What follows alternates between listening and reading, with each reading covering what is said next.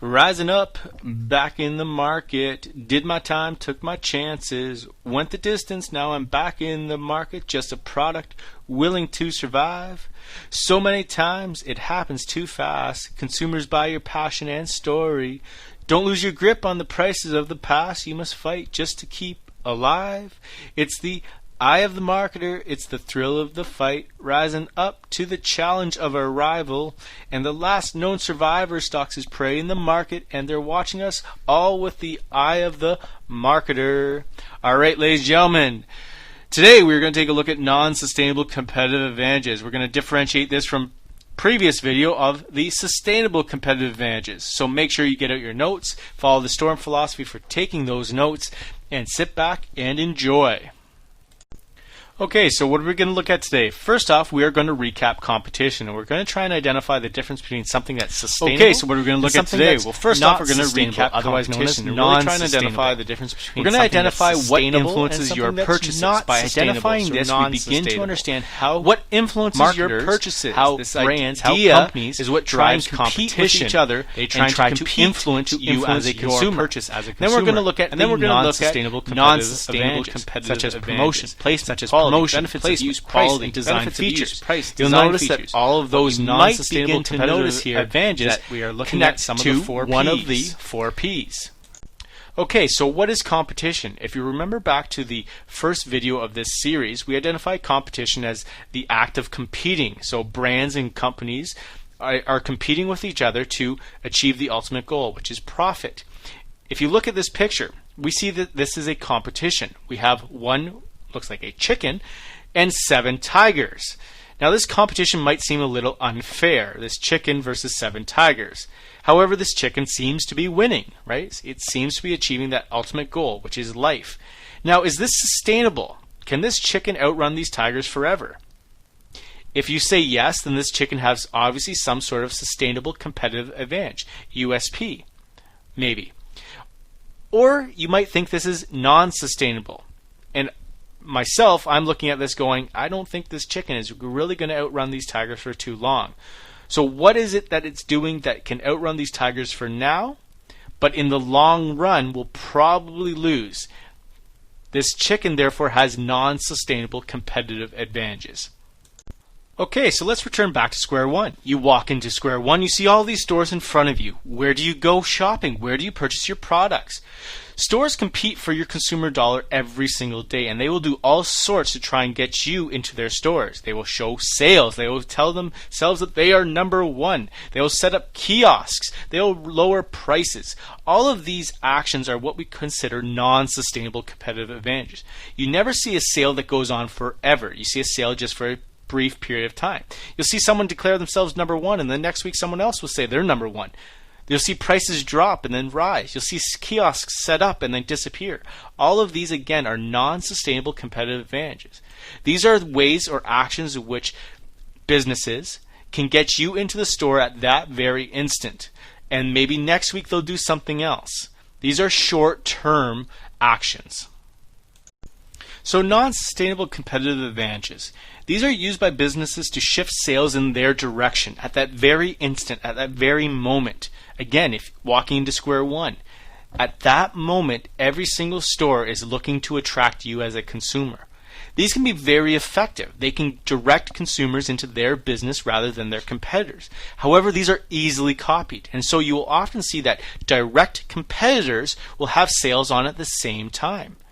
You'll see direct competitors copy each other's sales strategies or price discounts or declaring themselves number one. We're number one. No, we're number one. No, we're number one. They may give the business an advantage, but it's only going to be a short period of time. And the best way to think about this is the tortoise versus the hare. The hare gets out to that huge lead. But then what does it do? It rests on its laurels. It says, I'm the best. Without modifying or changing how it's going to compete, that hare eventually loses the race to the tortoise because it catches up. This is no different than the marketplace. If businesses don't continuously modify and change themselves, they will lose out. And these non-sustainable competitive advantages are what you can do to continuously try to extend your lead for that short period of time. The first non-sustainable competitive advantage is what we call promotion. Now, we know this as one of the 4 Ps. These are when companies are using advertisements or sales promotions or other promotional techniques to get their brand into the minds of the consumers. Promotions are never for a long period of time. They are always a short period of time. You will run a commercial for a month. You will do a sales promotion strategy for a week. These are short-term promotions. They roll up the rim strategy that Tim Hortons uses. That doesn't happen every single day of the year. It happens for a very brief period of time. McDonald's offered free coffee for a whole month on the launch of their coffee product.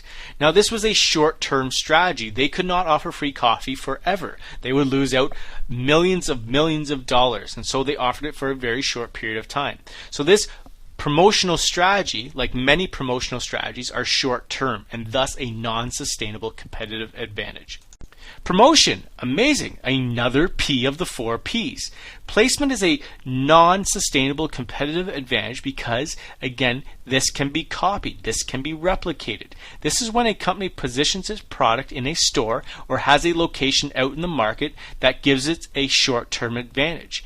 If a company like Trident positions its product near the cash register, this is a point of purchase display. This is a non-sustainable competitive advantage strategy. Most impulse purchases, again, are located near registers because they want to influence the consumer to buy their product on impulse right before they check out.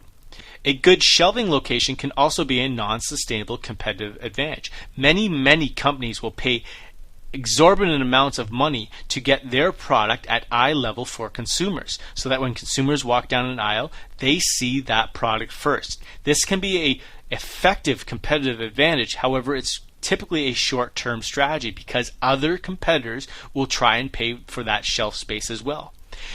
Good placement or good location is also where we see gas stations. Gas stations will try and position themselves in high traffic areas on corners. However, you'll see that oftentimes gas stations will locate themselves next to each other. Again, because they can replicate that, and therefore placement is a non-sustainable competitive advantage. Quality is the third non-sustainable competitive advantage. Now, if you remember back to when we identified the marketing mix, we identified quality as something that's attached to product. Again, another of the 4 Ps.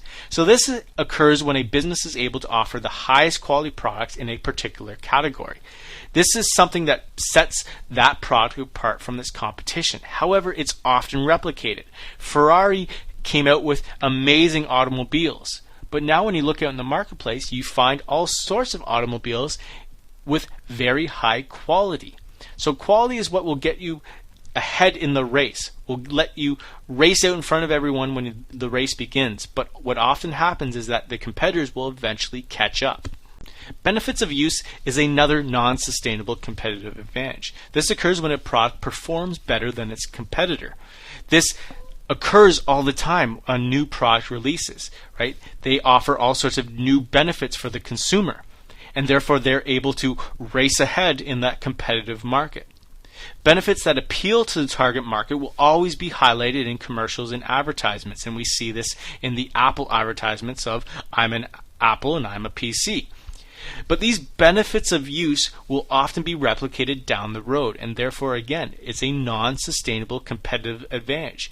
What we saw with the iPad was an amazing new product, and it offered all sorts of benefits of use. What we see now is that that iPad and those benefits of use are replicated by all the competitors, and so benefits of use cannot sustain themselves for a long period of time. Eventually, they will be copied. Price, another P. It's amazing how these are always popping up. Price occurs as a non-sustainable competitive advantage because if businesses can offer their products at a lower price than their competitors, then they will obviously attract consumers. If their product is equal to all the other products in that product category, price will act as a competitive advantage.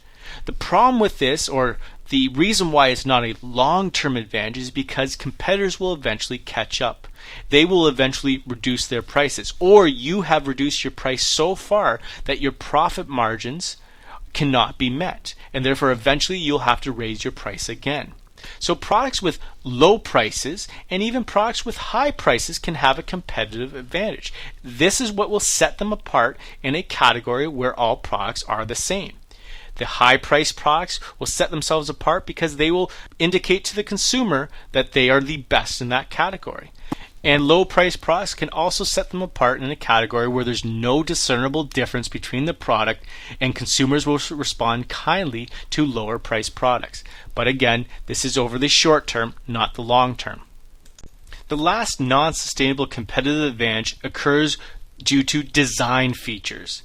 Many products come out into the market with these revolutionary designs. We see this all the time with automobiles. And we see this at the auto show, in which we have concept cars illustrating these amazing new design features. Few of those automobiles will ever enter the market, but some do, and some have these designs that set them apart from everyone else. The Volkswagen Beetle, for instance, was revolutionary in its design. The Mini Cooper, again, revolutionary in its design, and many automobiles have this. So a design can influence the way a product looks and what it does. It can also influence consumers to purchase that product. The color, the shape, the look, these are all a part of the design.